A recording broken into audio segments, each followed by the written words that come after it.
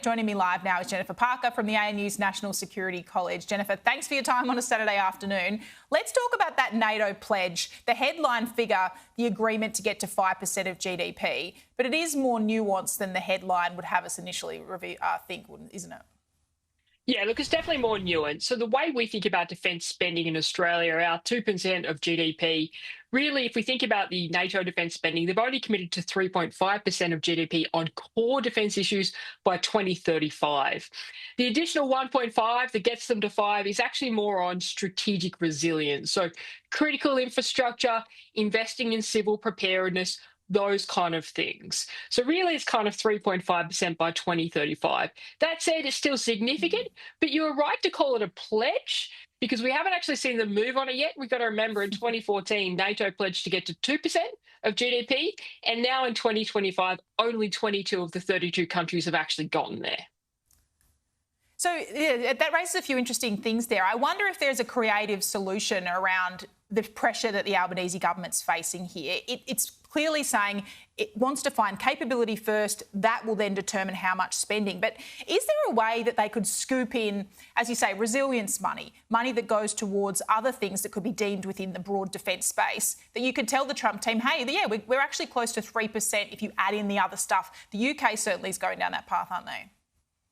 So the UK is, and look, certainly Australia could do that to be politically creative, and it might take some of the pressure off us. But I think we've got to think about why do we need to increase defence spending? And it's not just because our allies are requesting it.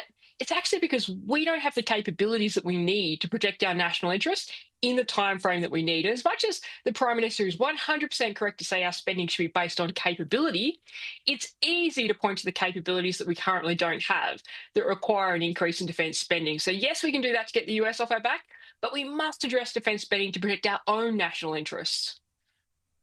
We've also saw at NATO that pushback from Spain. That they say they didn't want to lift it to that 5% target. And we saw Donald Trump go in pretty aggressively against the Spanish Prime Minister. The Prime Minister was asked here in Australia about Spain multiple times yesterday. And he said, I don't know why everyone keeps asking me about Spain. But isn't it important to look at how Donald Trump treats others when they act in the same way that our country is acting? Is that a good guy? They're threatening to lift tariffs on Spain if they don't boost spending. Do we have to be aware that is the reality of how Donald Trump deals with diplomacy, that two separate things can be tied together?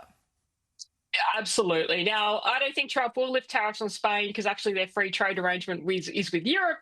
But still, what we're seeing is this transactional relationship that everybody expected from the Trump administration. This isn't new. And linking in economics, security, and diplomacy. And we can expect that too. And not only has Donald Trump threatened the tariffs on Spain, which I don't think will happen, but actually more significantly, I think that he held off affirming Article 5, which is critical to NATO. An attack on one is an attack on all, until the countries agreed to the 5%. Because even on his way to NATO, he kind of said, oh, there's different interpretations of that. And the only time he actually affirmed it and said, yes, I agree with that, was once NATO had agreed to defence spending. So I think we're going to experience that kind of pressure. You've got to remember that we do need a lot from the US to help as part of our defence strategy. So yes, until we come to the party, we can expect something like that. We heard a justification from the Prime Minister this week with my colleague Kieran Gilbert. He said the reason why he didn't go to NATO in the end was the other IP4 leaders, as they're called, two of the others weren't going either. He says that justified the reason not to go. Japan and South Korea didn't either. Richard Marles, the Deputy PM who was there, didn't get FaceTime with Trump. Do you think in hindsight it was a bit of a much ado about nothing, that going there potentially wouldn't have secured another Trump meeting, would it? Yeah, look, I think so. I think that was egged up too much. Look, last year there was a lot of debate about whether the Prime Minister should go to NATO. And I think that given the Indo-Pacific and China was a key discussion during NATO last year, he probably should have gone. But it was clear that the NATO summit this year was going to be a lot more internally focused and a lot more focused on Russia. So I think that was a good call.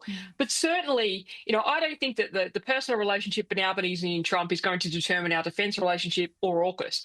But I do think it is critical to the broader relationship, because clearly, if you look at how Mark Rutte, the NATO Secretary General, has approached Trump, if you look at how Keir Starmer has done it, it's based on that personal relationship. So this will be critical to us going forward, but probably a good call in the NATO summit.